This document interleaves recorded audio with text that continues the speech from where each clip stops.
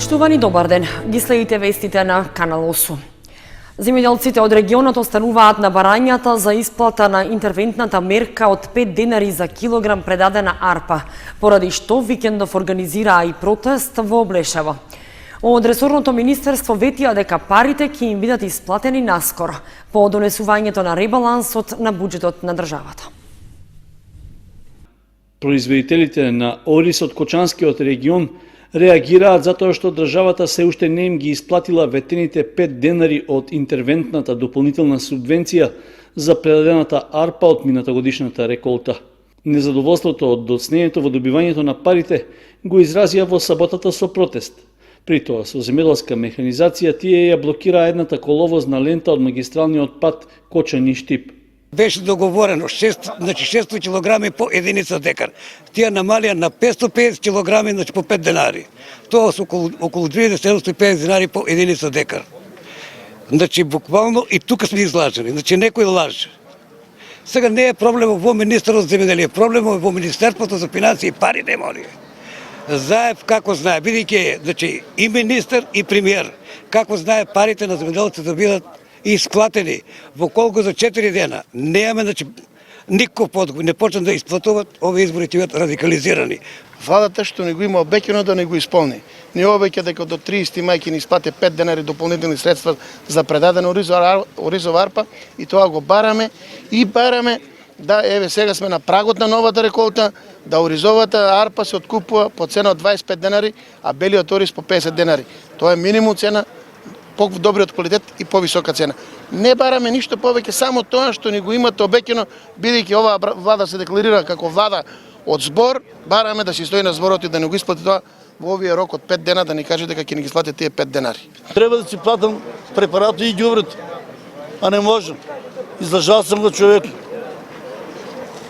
Нас не лажат и ние лажим. Тоа е срамота тоа што се прави мајката. Кажаа до мај месец, јуни, јули, август, него стана, а нема пари.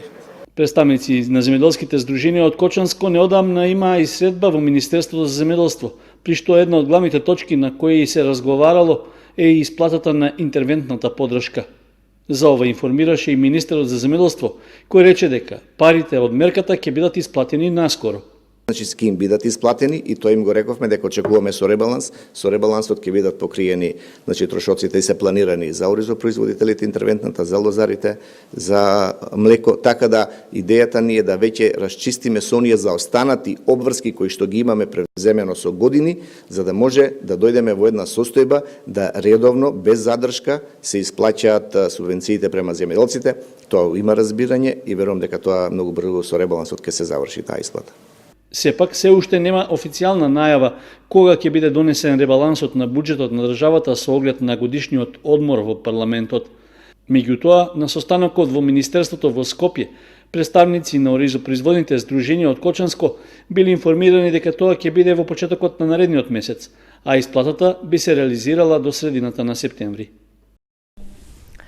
Општина Кочани го објави повикот со кој бара изведувач на градежните работи за асфалтирање на втората фаза од локалниот пат од местноста Крушка до селото Полаки.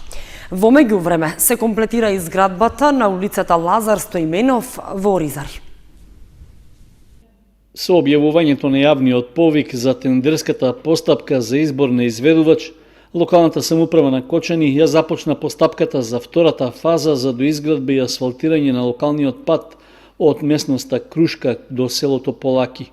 Вредноста на проектот е проценета на околу 7 милиони денари, а оваа капитална инвестиција е од 98-те нови проекти за развој на планските региона на селата и подрачјата што се со специфични развојни потреби, а кои се финансираат со средства од буџетот на Република Македонија. Преку Бирото за регионален развој обезбедени се околу половина од парите, а со уште околу 3,5 милиони денари од општинскиот буџет ќе се реализира изградбата и асфалтирањето на делницата од Крушка кон училиштето во Полаки во должина од 940 метри и широчина на коловозот од 3 метри. Со проектот е предвидено комплетна подготовка на теренот за изградба на коловозот, при што освен тампонирањето ќе се постават и цевасти пропусти за атмосферска канализација, како и бетонски рабници. Пријавувањето на заинтересираните фирми на јавниот повик е до 2 септември, а доколку постапката помине без забелешки, тогаш се очекува градежните работи за изградба на делницата да се реализира најдоцна до 26 ноември.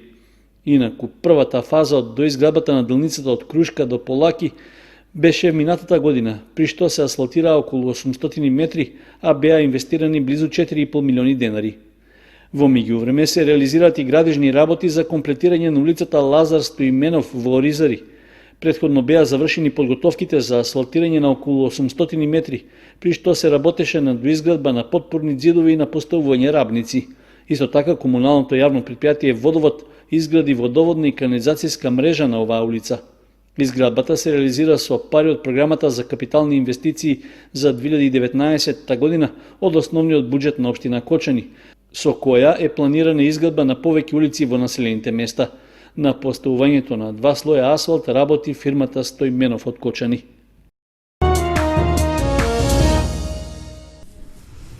Младински размени и тренинг курсеви организира Сдруженијето Европски волонтерски центар и Павел Шатев од Кучани во различни земји. Приклучувањето кон ваквите активности им дава можност на младите лица не само да ги развијат нивните компетенции во различни полиња, но и да се социализираат за различни теми и области кои што не се вообичаени за нивниот секојдневен живот.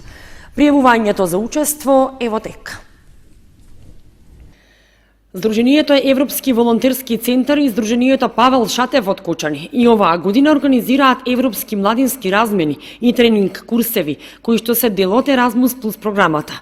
Курсевите, чие пријавување веќе тече, се тренинг курс во Крајова, Република Романија, од 21 до 27 август.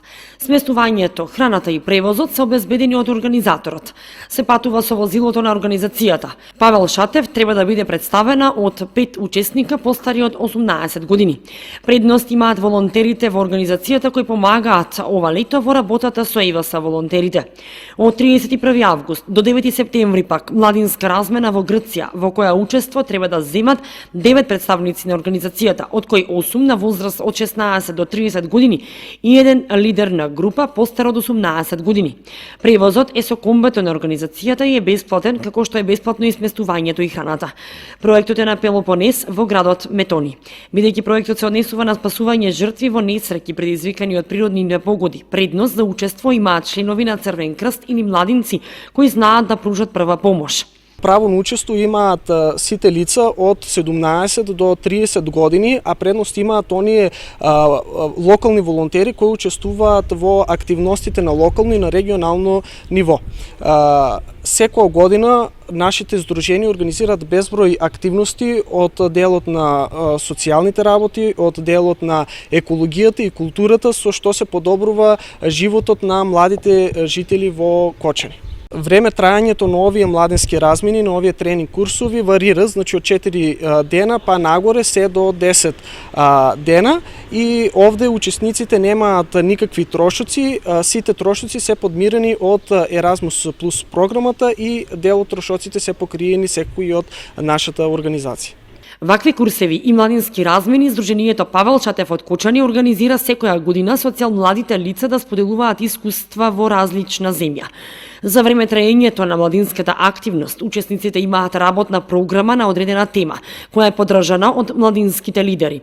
Например, работа за прашања поврзани со средината, здравствени прашања, интеркултурно учење и така натаму. Размената содржи микс од работилници, вежби, дебати, симулации, дури и настани кои се одвиваат надвор. Приклучувањето кон ваквите активности им дава можност на младите лица не само да ги развијат нивните компетенции во различни полиња, но и исто така да се социализираат за различни теми и области кои што не се вообичаени за нивниот секојдневен живот. Исто така, асоциацијата пак ги охрабрува младите лица да истражат нови култури, нови навики, нов животен стил, да учат со млади лица слични на нив. Голем број награди добија поети и афористичари од Кучани, членови на литературниот клуб Копнеш, на 2 поетски манифестации што викендов се одржаа во Штип. Истите се во организација на поетесата Милица Паулс. Кога се вреднува трудот на писателите и поетите, тогаш тие добиваат поголема мотивација и желба за работа. Награди за поетски творби, писател и поет на годината, најдобри книги и романи. Голем број награди добијат членовите на литературниот клуб Копнеш на 2 поетски манифестации, што се одржаа викендов во Штип. Станува збор за поетската манифестација Гордана Коцева, што е во организација на поетесата Милица Паулус во чест на покојната писателка Гордана Коцева, по која и самата манифестација го носи името. И втората меѓународна манифестација за литература, уметност и култура Планетопија 2019, што за прв пат се организира во Македонија и исто така беше во организација на поетесата Милица Паулус и Академија Евроарт. Двете беа прекрасни манифестации, добро организирани, учествуваа наши членови од литературниот клуб Копнеш од Кочани, се вратија со многобројни награди и не може да не бидат задоволни ако ги броиме поединечно, можеби тоа се и над 30 на награди, од кои многу од нив и многу високи.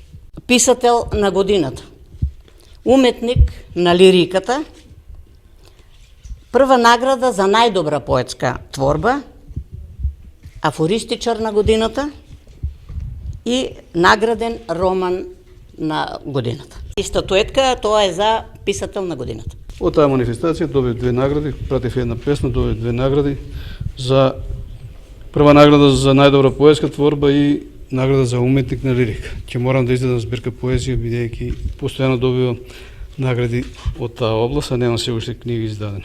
Првата ако беше концентрирана на во границите на Македонија, втората е меѓународна, имаше колеги од Бугарија, Србија, Хрватска, Босна, Црна Гора, мисличи. Од различни области и различни награди, па добив награда еве за севкупно творештво, добив награда за како афористичар на годината, тука учествува со афоризми и со расказ, уметник на лирика по втор пат и во оваа манифестација и најдобар расказ и есеј. Моите дипломи беа доделување прва награда за најдобра поетска песна. Песната се викаше Гласна тишина и беше посветена на Гордана Коцева. Потоа уметник на лириката, исто од Гордана Коцева. Имам севкупно творештво на меѓународната манифестација Планетопија. Имам уметник на лириката, исто од меѓународниот манифестација за литература и уметност. И мојата најдрага диплома, тоа е за книгата Боцки, книга на годината, афоризми. И јас сум пријатно изненадена од првата награда што ја добив, што ми ја додели Фондацијата Гордана Коцева, мојата колешка поранешна, покојна. Се сеќавам на нејзините убави зборови и на нејзините убави песни што ги пишуваше во литературниот клуб Искра, мислам Гоце Делчев од Штип. Слава и на мојата колешка. Во нејна чест се одржа ова манифестација и секоја година ја присуствувам таму и оваа година имам добиено награди за поетска манифестација Гордана Коцева, доделува прва награда за најдобра поетска творба, моја, уметник на лириката, исто од Гордана Коцева, манифестацијата, и пријатно сум изненадана исто од меѓународна манифестација на литература, уметност и култура Планетопија, за прв пат во 2019 година одржана во Штип, во организација на Милица Паулус и Академија Евроарт. И ми ја додели првата награда за поетска творба Празникот на виното. Нашата прва награда беше за нашата книга Пламен од свеки. Тоа е заедничка збирка песни Пламен од свеки, заедно со моите деца Никола Стојков, Стефан Стојков и Марија Стојкова. Книга на годината. Па има и други бројни награди. Награда за најдобра поетска творба, моја мајстор на лириката, така што мојот син Стефан со убава си татковина моја освои уште една прва награда, син ми Никола со хуманоста на дело, а ќерка ми Марија ќе оставам да си каже сама за нејзиното творештво. Добив награда најдобра поетска творба за мојата наставничка. Добив награда и за уметник на лириката за Пламен од свеки. Добро. Кажи ми, ти со мама заедно пишуваш? Да. Ти сакаш да пишуваш и ќе продолжиш понатаму, така? Да. Да упатам честитки до членовите на нашиот литературен клуб, исто така и благодарност, да упатам благодарност до организаторот Милица Паулус, кој што постојано се сеќава на нас и не удостојува со неизината покана. Се надевам на уште голем број успеси, на уште голем број достигнувања и признанија за членовите од нашиот клуб и за клубот. Освен овие поети, од Кочани награди на манифестациите добија и членовите Марина Гоцевска, Славица Цветкова, Андреј Јанков, Ана Дедова и Ивана Карова. Овие награди се значајни за поетите од Кочани, дополнително што станува збор за меѓународни манифестации, на кои награди добија и поети од соседните и други држави.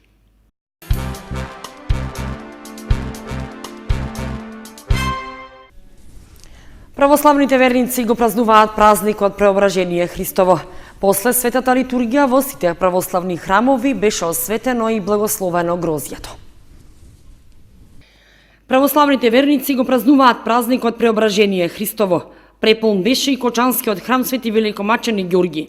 Оние кои постеле ја примаа светата причест, а апелот на свештениците е да се продолжи со постот и понатаму до празникот Голема Богородица. Овој празник е востановен во спомен на собитието на Тавор, кое се случило 40 дена пред Христовата смрт и распетие. Специфично е што на овој ден, после молитвата и литургијата, се благословува и осветува грозјето. Тогаш за прв пат може да се јаде од овој плод. Ако преображанието е централен настан на сотиролошкото учење на црквата, бидејќи ја покажува целта на постоењето на човекот, а таа е личното преображение и обожение, тогаш таа истовремено и го потикнува човекот да дојде до посекуваната цел.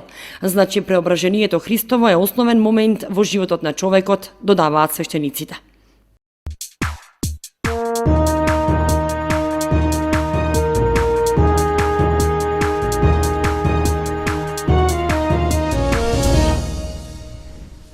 Следува информацијата од спортот.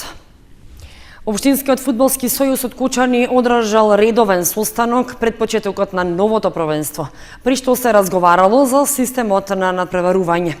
Испратен е и повик до сите заинтересирани екипи кои сакаат да учествуваат во првенството да достават пријава до крајот на овој месец. Согласно Законот за спорт и програмата за работа на Општинскиот фудбалски сојуз Кочани за оваа година, работната група при Сојузот одржал состанок со представници на фудбалските клубови кои се негови членки и кои ќе учествуваат во системот на надпреварување. При тоа се договарале активностите за престојното првенство што ќе го организира Општинскиот фудбалски сојуз Кочани, и тоа за надпреварувачката сезона 2019-2020 година, односно за функционирањето на Општинската фудбалска лига. Со оглед на тоа дека една од целите е да се работи на омасовување на лигата, донесен е заеднички заклучок доколку има и други заинтересирани фудбалски клубови од регионот да се пријават за учество и за надпреварување во Општинската фудбалска лига Кочани, и тоа за новата надпреварувачка сезона, при што крајниот рок за пријавување е до 31 август. По истекот на овој предвиден рок за дополнително пријавување на други фудбалски клубови, работната група ќе изготви конечен список на екипите кои ќе се надпреваруваат. Исто така ќе бидат утврдени и пропозициите и начинот на надпреварување за Општинската фудбалска лига. Дополнително ќе се утврди и датумот за почеток на надпреварите во лигата, а истите ќе бидат доставени на потврдување на управниот одбор на Општинскиот фудбалски сојуз. Од ОФС Кочани најавена е и помош за клубовите со донирање топки и фудбалски реквизити, како и на се што е потребно за без проблеми да се организираат и одиграат надпреварите во Општинската фудбалска лига во новата надпреварувачка сезона.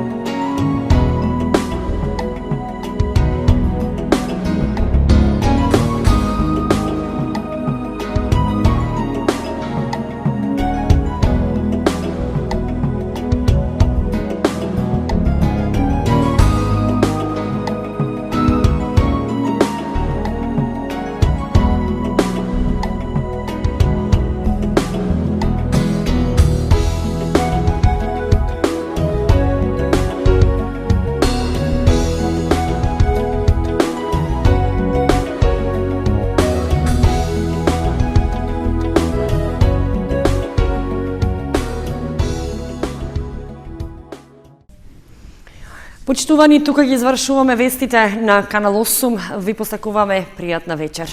Довидување.